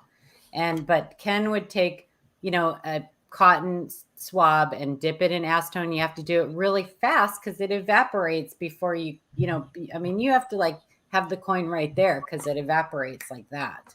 But he would just roll it over something if there was just a tiny fleck of something he wanted to get off, and it would work. But that also goes back to what I said about the organic material on a coin. You know how it's going to react to the metal, the composition of the coin, but do you know how it's going to react to any organic material that's on that coin? So. Yeah, did you guys know there's a polarity ladder for coin cleaning agents, and there's only 3 different agents to use, and that's it. The first one is warmed distilled water. So that would be the first thing that you would try and use to remove any sort of contaminants on the coin surface stuff. And then acetone, of course, what Chuck uses, xylene. Yeah. Actually, a chemist like 10 years ago told me that. He's also an avid coin collector, and also I think he worked for NCS for a few years too. Oh, wow. So yeah, I learned a few tips of the tricks, the trade, and all that stuff. Xylene's very hazardous, so don't go out by xylene. Extremely potent. You gotta be in a nice, well ventilated area. Yeah, if you want to get cancer, don't let it absorb into your skin and stuff. Yeah, wear protective gloves, covering. layering, that sort of thing. Then what was the third thing, Sean? Oh, distilled water, acetone, and xylene. So it's 3. Oh, okay. So you go in exactly that order. So you start out with the warmed distilled water first. If that doesn't work, then you go to acetone. If that doesn't work, and then xylene. And then after that, don't do anything else. And I think, didn't Chuck say only do that on like new coins, not to touch circulated coins with xylene that it... Yeah. I specifically remember hearing him say that. Don't attempt to use it on your 1799 large cent. That's Mint State red. So, yeah. If that helps, you know. Yeah, and people say olive oil. Soak him in olive oil for whatever. Let me tell you something. I had a Roman coin I did that with, and when I went to take it out of the olive oil, it disintegrated in my hands. But, well, I only heard that olive oil is useful for corroded coins, corroded early coppers, and that's it. Coins, yeah. It helps prevent the further progression of the erosion of the corrosion.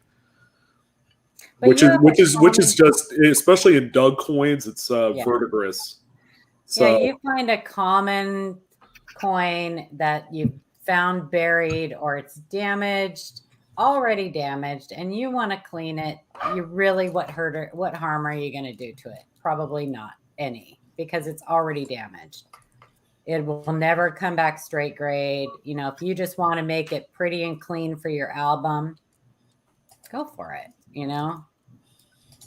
But if it's a key date or anything like that, and there's not damage on the coin, just leave it. Leave it to the professionals. Paula was soaking chocolate coins. I eat chocolate coins. I actually got some for my birthday. And you're not sharing. I already ate them. My grandkids got them for me for my birthday. So anyway, anybody has some lighting tips before we do our giveaway, I guess? Blueberry Jam with their 60 small lighting tips. They went through after. That's flash photos. I can tell you this right now: you don't want direct light on the coin. Normally, with lighting, you want it to bounce off like the wall or something and have it come reflecting back onto the coin. You don't get the glare, and you get more of the natural look of the coin. And multiple lighting sources definitely helps. People love light rings, but I think sometimes they give off too strong of projected lighting onto the subject matter. LEDs suck. Yeah. You can't diffuse a light enough on LEDs. That light that Jeff has behind him, those are good lights. Mm-hmm. I like those lights. This light right here, I've got what they call a natural daylight bulb in it, but still, even that is harsh. Yeah, but they have those small little office lamps that have the little arm that you can bend and stuff like that. Yeah. You get a couple of those, and I mean, they're cheap, and I like them. They have the small little bulbs that you can buy for $1 or whatever. But then I dress it up when I'm looking at coins. I know you do. Pictures. That's cheesecloth, isn't it? No, this is a photographer's silk or whatever. I'll pin that up. And that's got that'll diffuse it just enough to where the pictures come out nice. Bank bag is 74D. Die clash. You have a bank bag with a die clash? What? Networkers tried to polish it out, but did. Yeah, Kurt, send us pictures. It's common to find die clashes with die abrasions on the coins. Mm-hmm. They do try to polish those die clashes out. You'll see Lincoln cents with just abrasions everywhere, going every different direction. with no trace of a dye clash, but you know that's what they did. They polished the crap out of that dye to remove a dye clash or some type of damage on the dye. And by the way, brave of you to open up a sealed bank bag of 74D Lincolns. Yeah. Just saying. I have a bag of 73D. I would have. Shay bought a bag. Shay bought a bag in 1960 days. I made him. I know. I made him open them, and I still don't think he's gotten through them all. It's been a year. Lucky bastard. I know. I wanted a sealed roll of 60Ds for a reasonable amount of money. So they went for him, and I buy from the same guy sometimes, and they went up for sale. And him and I were talking, and he's like, I don't think I'm going to get them. They're a little bit too much and blah, blah, blah, blah, blah. And so I kept saying, well, I think you should, Shay. So anyway, we got off. We were chit-chatting. We got off. A couple hours later, I go on there, and they're still on the listing. So on our person's thing. So I click add to bag. I'm like, well, screw it. If he didn't buy them, I'm going to buy them. Gave him a couple hours. So I added it to bag. I checked out. The guy emails me. I get the email the next day. I open my email. He's like, I'm sorry, but these sold like 5 minutes before you put them in your cart. I'm like, damn you, Shay. Shay got him. He went ahead. Did he buy them? Oh, yeah. That is so funny. Like right before I picked him up. So like, I think our order went in like at a fraction of a second. He got his in before mine, and the guy was like, shoot, sorry, I'm refunding your money. Crap. That is funny. Hey Sean, is that 76D bag still sealed? 74D. Kurt. Well, Sean has a 76D. Sean has a 7060. Oh, where are you seeing this? In the chat. Oh, right there. Rat-a-tat in the chat. I see it. I mean, pretty much the only thing those would be good for to look for would be like errors. Yeah. Like that's what I was excited about. Off center. Was all about like the double dyes and the RPMs. I'm like, I've looked at enough 60Ds to last me a lifetime. I want the errors. You know what they call bags like that, right? Money. Yeah. Well, basically those type of dates in a sealed bag are basically just sealed equity. And people buy sealed rolls and bags, and they don't ever open them. And they are some of the most crappiest dates to search through. But they are worth more money sealed than they are searched.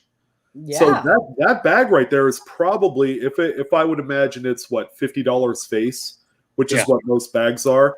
That's probably a $300 to $400 bag, because that's how much they've gone up in value in the last. Well, yeah, I think, and actually Shay got a great deal on it, but I think it was 300 and change or something like that. Oh God! Which for a 60D is like nothing. Is that all large dates, you think? I think that they did end up being large dates, but I was like, and like I said, I don't think he's finished looking. But can you imagine? I mean, because you find one like small over large date, and you've got a payday in that bag. The only thing is, if you release them all at the same time, they're not going to be worth any more money. Well, you don't do that. But you ain't going to find just one. Yeah, you do. You do the slow drip. You just shoot one out every like 6 months or. And they're all going to be nice. They're all going to be mid-state, hopefully mid-state red. Oh yeah. I mean, but I'm sure they're probably sitting in the corner somewhere. He just doesn't have time right now, I'm just thinking to myself, you know how much that bag would be today sealed? That would probably be $1,000 plus bag, easy. Oh, he got it for a crazy good deal. I mean, I didn't have the money at the time to buy it, but like I said, I waited a couple hours and I still saw it listed, and I'm like, I am getting that bag. I can't afford to not get that bag. And how long ago did you get it? Was it a few years ago?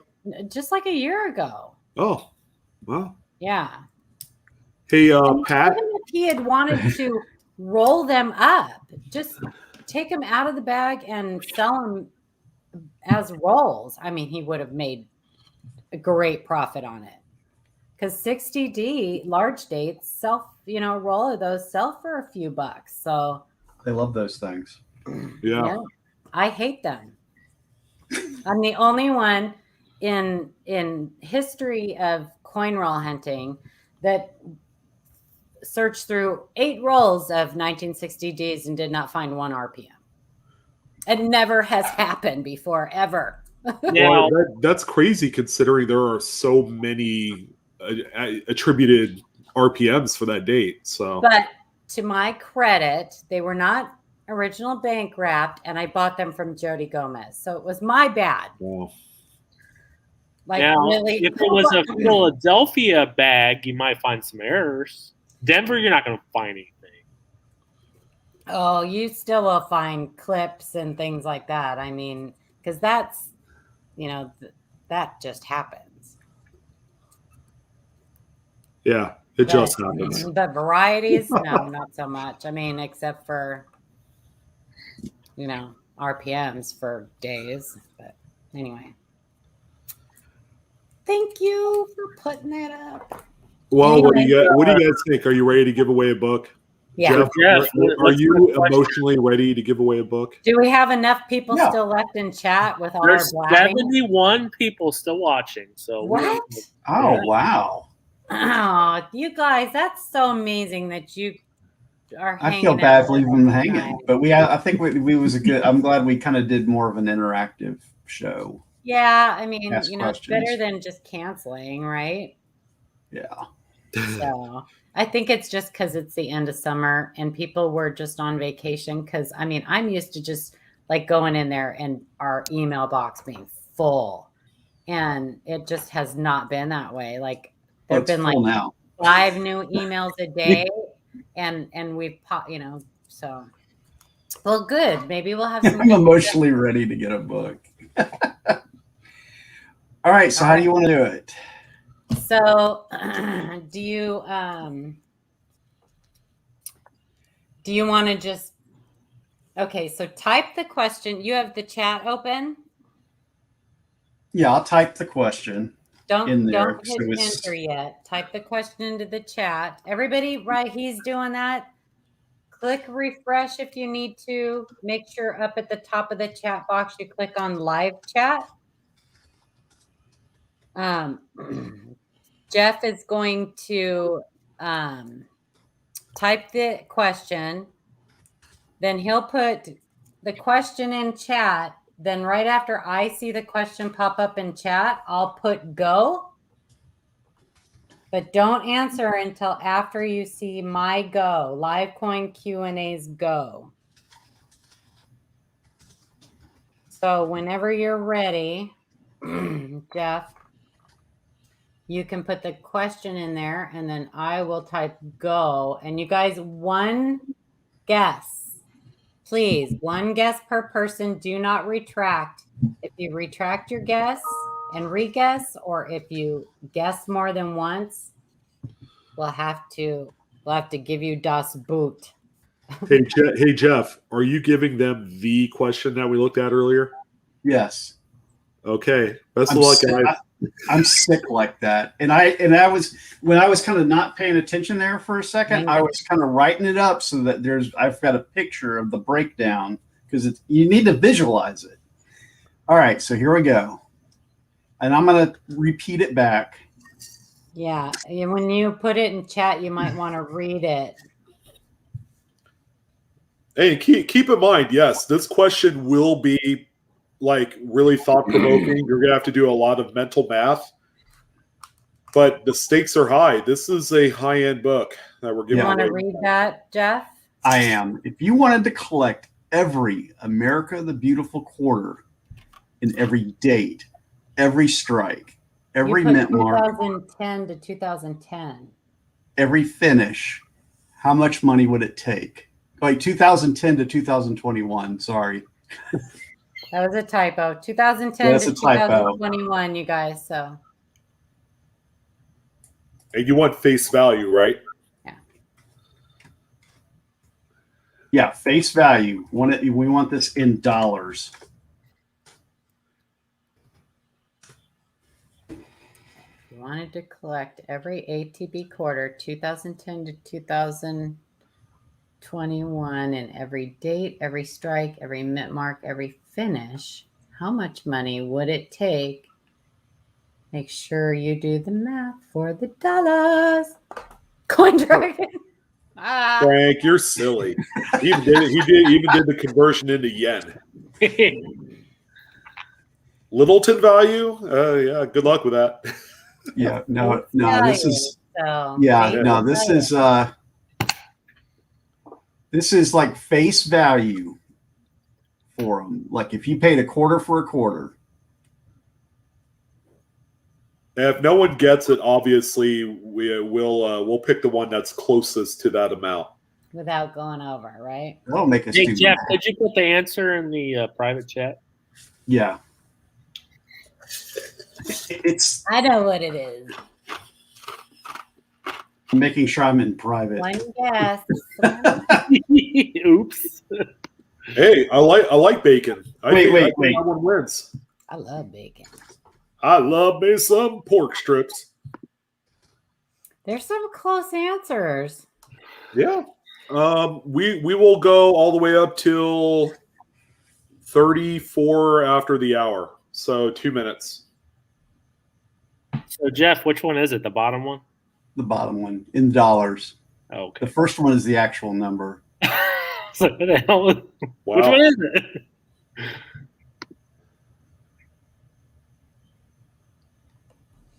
I don't see anybody. Oh, we have a couple that's within earshot. Yeah, but I see people close. Yeah. I think I will say this. I had to pull this out. The only reason I know this is that I've got 3 albums for the America the Beautiful series. Bacon is leading. And no tax, Papa Giorgio. I was reformatting it to put every single one of them into my albums, and that was the only reason why I know this answer.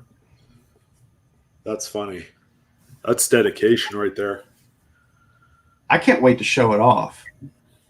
I can't wait to see it. Oh, we got one that's real close. Oh, but without going over, right? Without going over. Okay. All right. Oh, snap. Oh, man. Oh. Yeah, Shannon. Yeah, the good old Price is Right bidding. The closest without going over. It's the Showcase Showdown or the Showcase Hoedown.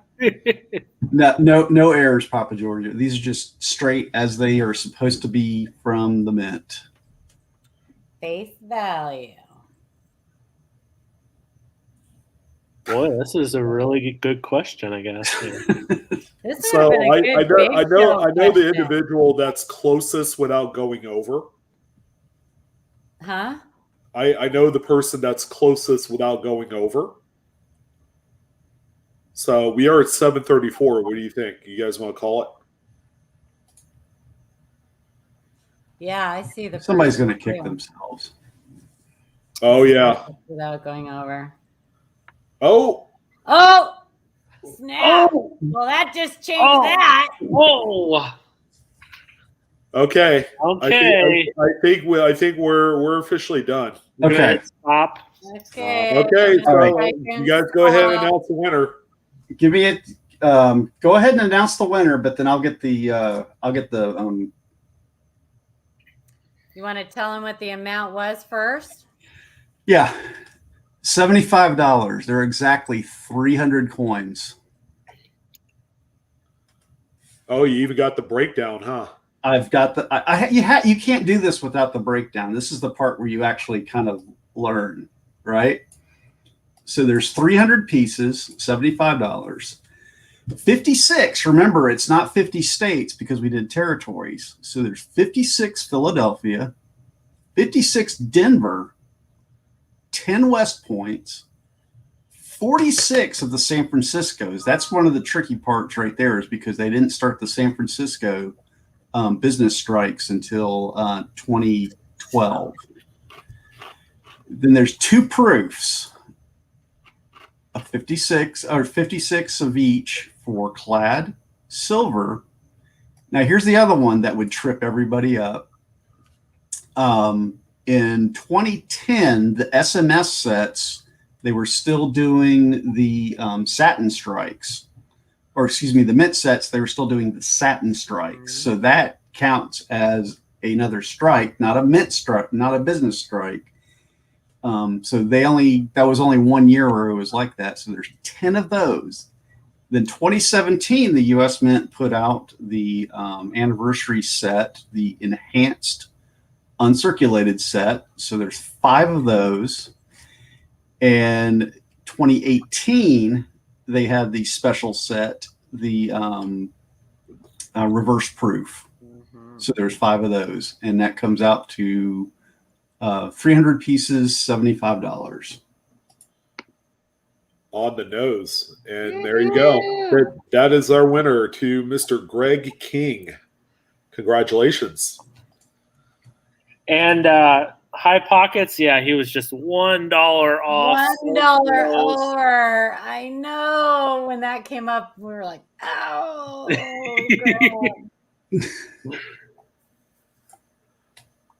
Yeah, that was a heartbreaker. So, Greg King, congratulations. Congrats. Please send us to info@livecoinqa.com, our email right up here. Oh, hang on. You can't see it because Jeff's up there. Right there. Send us your real name and your shipping address, please. And we will get that information out to Amanda, and she'll get that book out to you. There you go, guys. A little, close up of our host for the evening. Quit it.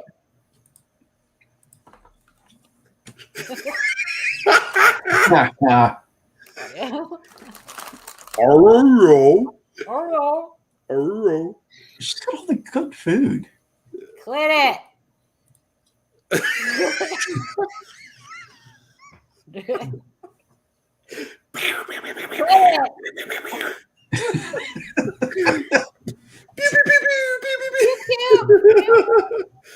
Oh, okay, we are. This is the time where we need to go because we're losing our damn minds. Yeah. Yep. Time for an edible. My pleasure. I'm glad you guys liked that one. I wanted something awesome, where we were not just. I think we should do more questions like that. I think it's, I think we make our questions too easy. So more hard ones. Yeah, we need more hard ones. We have smart people. We need to give them a little bit more credit, man. We got great people. They don't come and watch us because they're a bunch of slouches. They come because they want to know about coins, man. Right? Yeah, I think come to look at Sean's pretty face. Hey, in 2 weeks when we come back up for our next live stream, we ought to take a hit of something. I was gonna bring some Gilligan. More funny. It's 24 past the hour.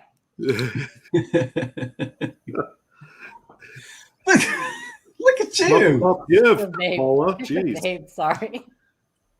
You people in Oregon and California. No kidding. Anyway, you like that one, Frank? Thanks to all the moderators in the chat. Appreciate it. Thank you. I couldn't help myself. Yeah, thank you, everybody. Thank you. Thank you for hanging out with us and coming back week after week. If you like our show, tell your friends. If you see people, subscribe, share it out, hit the like, comment. Please go look at our new educational videos that CMS has been putting out. And if you see one on there and you see somebody in another stream or whatever, and they have a question about a wide AM or a close AM, link them, send them over to our channel and let them watch those videos because they're great. He did a great job on that. So You know, you need to have resources like that. Everybody learns in different ways. So yeah, we appreciate you guys more than you know. Are we not on next Monday? Is that the We bye do week? have a bye week, yeah. Okay, because I feel like we just had a day off. Well, we had one, yeah. We had that Mental weird day, I that guess. week where Yeah. because Well, reasons. we have the bye week next week, and then the week after that we have our Labor That's Day the weekend 6th, right? show. Oh, awesome. And And our then 1 year. that'll be the day that we give away the to kind of end off the summer of education for Yeah. the channel. We're going to give away a big old massive thick chunky 2021 Red Book Mega. Yeah, It's and it's That's delicious. going to be a hard question, people, because that's not a cheap book. going to be, well, neither was the one we gave away tonight, 100 and something Is that- bucks. I know.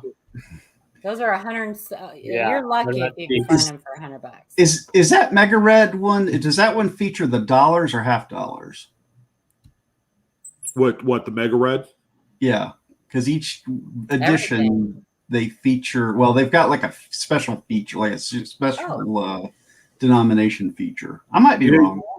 I didn't know that. I don't know. I haven't looked. It's in my closet with all other 10 Strike Your Rich books. I guess we could get rid of all of them, before the end of the summer, but whatever. So We'll next time save you them see for us, it'll be Yeah. one year. Next time they see us, it'll be 1 year. And you guys have made it an amazing year for us. Thank you for spreading the word. Thank you for trusting us with your coin questions.